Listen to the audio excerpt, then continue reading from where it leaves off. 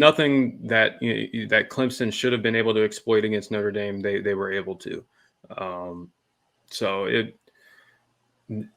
this offensive coaching staff, like I said, they're not getting the most out of their position groups. No, they're not. We haven't talked about the wide receivers, but they were poor tonight. They were bad. Yeah, but really from the very beginning. I mean, and it was a bad omen when Bo Collins gets called for 2 holding penalties on the first drive of the game. Yeah, first drive of the 2 game. holding penalties that really just like torpedoed that drive, really, if we're being honest. And these wide receivers, they don't get separation, they don't block particularly well, and they get holding penalties when they try. They're not physical at the catch point. They're getting Notre Dame's corners were pretty much manhandling them all night.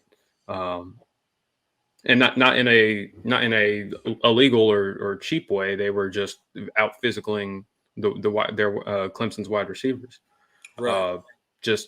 The true freshman Benjamin Morrison. He was whoever he covered, he blanketed, and I mean he's like hands down. He's barely 6 foot. He's like 180, and he plays like he's a 200-pound corner, and he's beating, he's going up against Joseph Ngata and Adam Randall and EJ Williams, and he's out physicaling them and playing the ball better than they are, and that's just something that Clemson's not in the past that's not something that has been an issue, and it is now.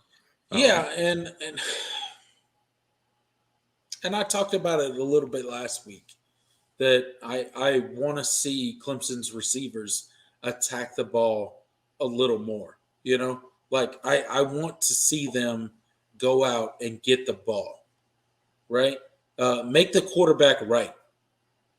Make the quarterback right if you have to.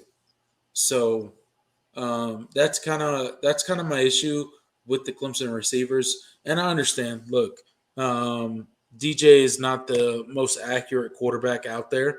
I'm not claiming that he is, but sometimes you got to go out there, you got to attack the ball, and you got to make the quarterback right. So, and that's kind of something that we're missing in our passing game. The really aggressive receivers that go out there and make the catches and make the quarterback look really good. And the quarterback's going to get all the credit, but at the end of the day, as a receiver, you're the reason that they're getting that credit, right? So. Yep. These wide receivers are. I mean, there's nothing special about them. There's no one that, I mean, other than Antonio Williams, who really, Clemson didn't really get involved outside of screens. There's nothing that scares you if I'm a defensive coordinator. Right. And that's a huge issue. And that's, the Clemson teams of the past, that was never a problem. There was always, one or two guys that you had to, game plan for. And there just really isn't. You had to scheme up a few guys. Yeah. And the thing is if you look at the recruiting rankings for these guys, I mean, a lot of them are former I don't think we have a 5-star receiver on the team, but most of them are former, 4 stars. They don't, none of them play like it. Not at all. Clemson is, and at this point, just some of these guys are what they are. Ngata,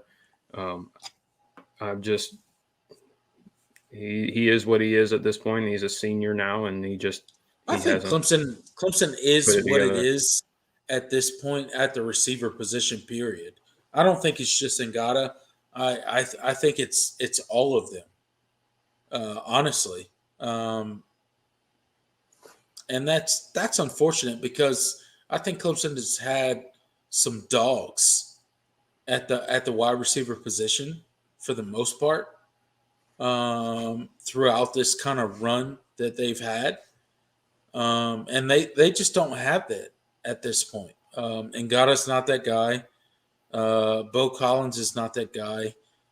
It seems that maybe Antonio Williams is that guy. That's yet to be seen, and that's yet to see if he can foster that culture in the wide receiver group. So we'll see if he can do that. But he seems to be that type of guy. But the older guys on the roster for the receiving core just don't seem to be those type of guys. Which is what I kind of talked about in the preview show leading up to the Notre Dame game. I talked about it a little bit, and we all talked about it a little bit. So I don't know, Jordan. This Clemson team is hard to figure out. They are something of mystery, if you will. I just don't know, man. Like, where do you see this team ending this season? Do you see them pulling together and really finishing strong? Like, what do you see this Clemson team finishing this season now that what has transpired has? Well, will they pull together, or will they kind of say it is what it is? Well, I mean, if you look at the remaining schedule, I mean, there's not anybody on the schedule that Clemson should, that can do what Notre Dame did tonight from a offensive line, running backs standpoint. I mean, you got Louisville. I mean, Malik Cunningham. We also didn't think Notre Dame would do what they did tonight either. Right, but I'm saying, but Notre Dame is still the most talented team that Clemson is still the most talented team. Is more talented than any of the teams Clemson plays left on the schedule. Yeah, for sure. You're right.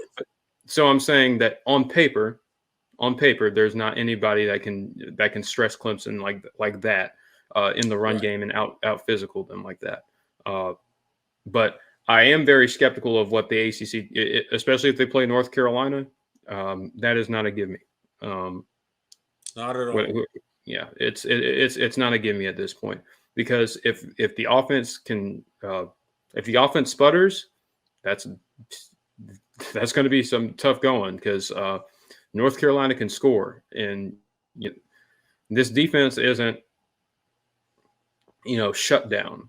This defense hasn't, and I don't think UNC's offense played really well, and Drake May is putting up Heisman numbers right now. So that is not a give me, and that's going to be a tough matchup. So I'm really interested to see what that what that's going to look like. I do think Clemson should win out. Louisville shouldn't. I mean, Louisville's defense has played really good as of late, but they're very limited outside of Malik Cunningham on offense. Miami is Miami just got their doors blown off by Florida State tonight, and they have offensive issues. What was that score? I don't remember the final score. I had to pull it up. I'll look it up. Don't worry. Go ahead. Keep talking. And then you've got South Carolina at the end of the year.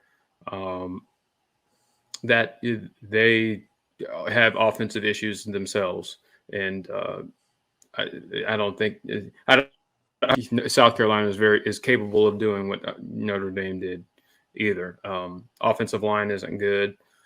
They have some good backs, but Spencer Rattler has not played where he's played worse than DJ this season, but by significantly. God dang! Florida State beat Miami 45-3. Oh, was it that bad? I knew it was trending that way. Jesus, bro. 45-3. I mean, Miami shouldn't scare you, and then South Carolina doesn't. I mean, they beat God Vanderbilt dang, tonight. Miami.